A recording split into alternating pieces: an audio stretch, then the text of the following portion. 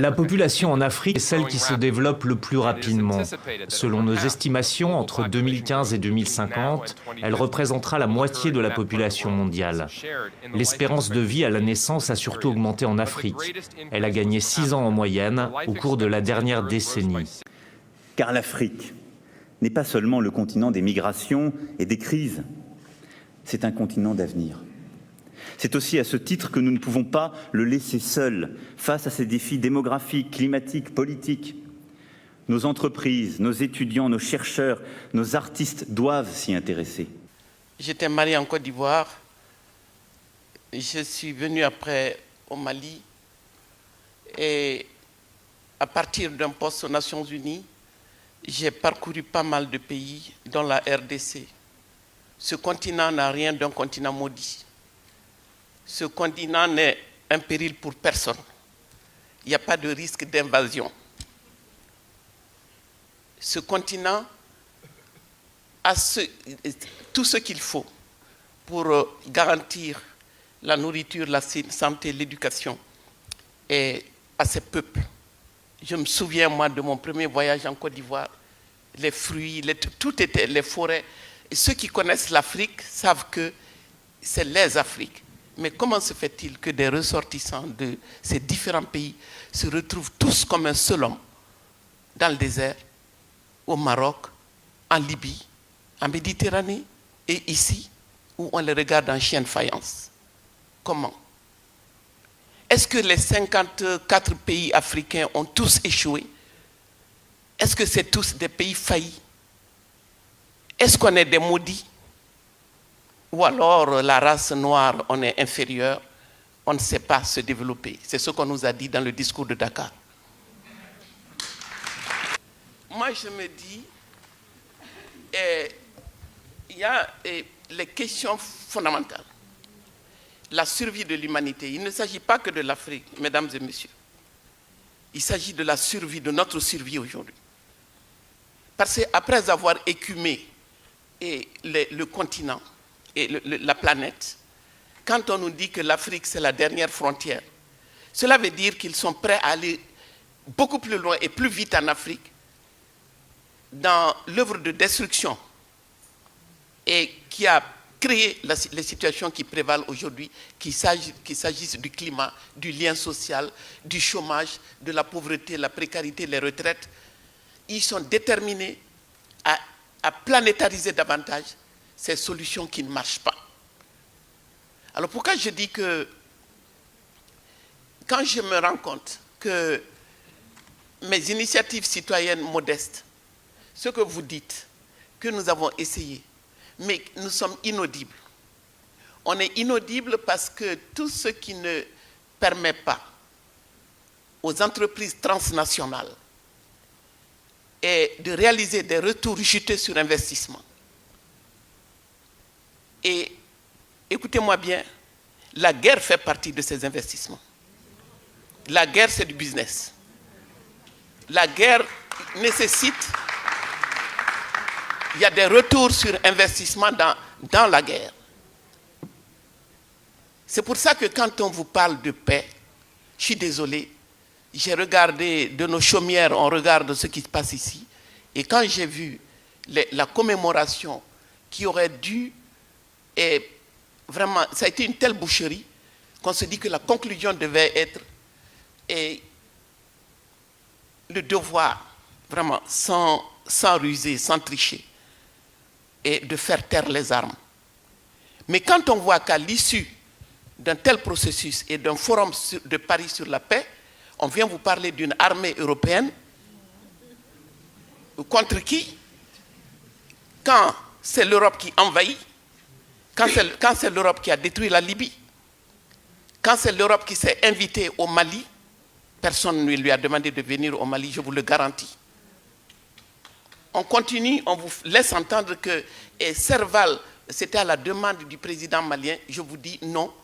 Il y a un excellent documentaire, c'est David Poujada qui l'anime, où on voit comment est la décision.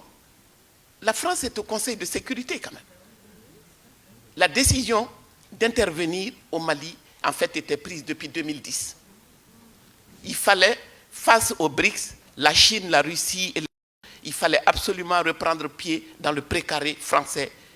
Et le Mali a servi de tremplin pour cette phase de la militarisation de la mondialisation. Parce qu'on est entré dans la phase de la militarisation de la mondialisation. Nous n'en avons pas les moyens. Nous n'en avons pas l'envie. Je déplore qu'un pays comme le mien soit obligé de consacrer 22% de son budget à l'armée. Je dis, l'armement le meilleur dont nous avons besoin aujourd'hui. Nous devons outiller les citoyens. S'il y a une bataille à mener, c'est la bataille des idées. C'est nous, les soldats de cette bataille. Et nous avons besoin d'idées nouvelles, d'idées partagées. Et tout cela, c'est à construire à la lumière de nos réalités telles qu'elles sont en train de se dérouler aujourd'hui, ici et là-bas. Parce que moi, je ne veux plus que vous soyez, et avec tout le respect et l'admiration que j'ai pour vous, que vous ne soyez pas dans une position où vous nous écoutez parler des malheurs du monde et vous allez nous aider à trouver des solutions. Vous n'en avez pas. Vous n'avez pas de solution. Vous pouvez donner matériellement, financièrement, contribuer.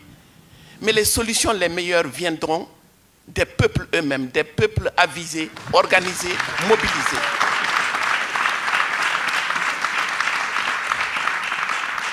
Et ce que j'ai déploré, et je continue de déplorer, c'est l'instrumentalisation, d'abord la dépolitisation des peuples. La dépolitisation des peuples ici et là-bas. On nous a fait miroiter à la Mink la mondialisation heureuse, l'ouverture des frontières, tout va bien, tout circule, tout le monde circule, les biens, les marchandises, mais pas les humains. Ça, on le sait maintenant. Maintenant, on sait que ça ne fait pas partie, les humains ne font pas partie de la mondialisation heureuse.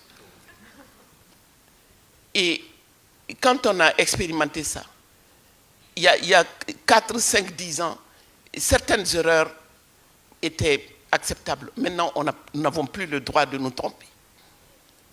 Nous n'avons plus le droit de nous tromper.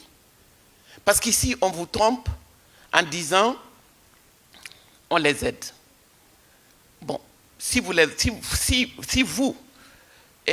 vos impôts servent à nous aider, et que malgré tout, on est si nombreux dans les bateaux, c'est qu'il y a un problème avec nous. Mais moi, je veux que vous sachiez qu'il y a surtout un problème avec l'aide. Un problème avec le modèle économique dominant. Le capitalisme, depuis sa naissance, a eu besoin de l'Afrique. De la traite négrière à ce jour, ce système a eu besoin de l'Afrique.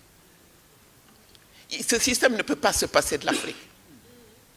La France, ce que la France veut aujourd'hui gagner en termes de croissance et d'emploi, se gagne malheureusement dans le cadre de cette guerre économique.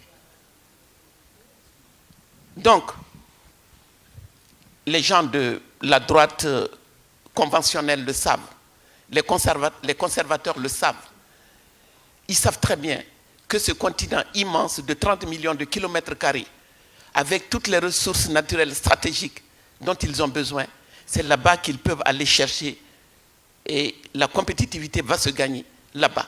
Mais à condition que nous, on prépare le terrain. Si nous ne faisons pas les mêmes réformes structurelles que vous, ils ne peuvent pas entrer chez nous.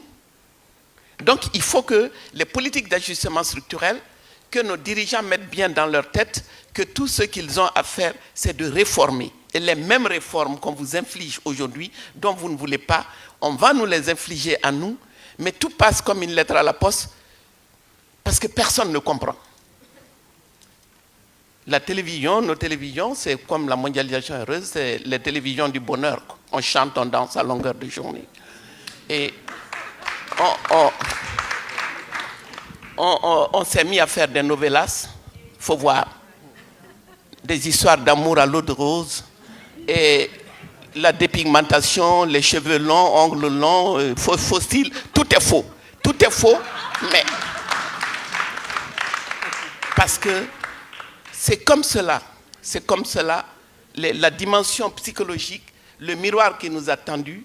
Nous ne sommes rien tant que nous ne sommes pas comme l'Europe, tant que nous ne faisons pas comme l'Europe, ni humainement, ni politiquement. Et humainement, les femmes sont les plus piégées.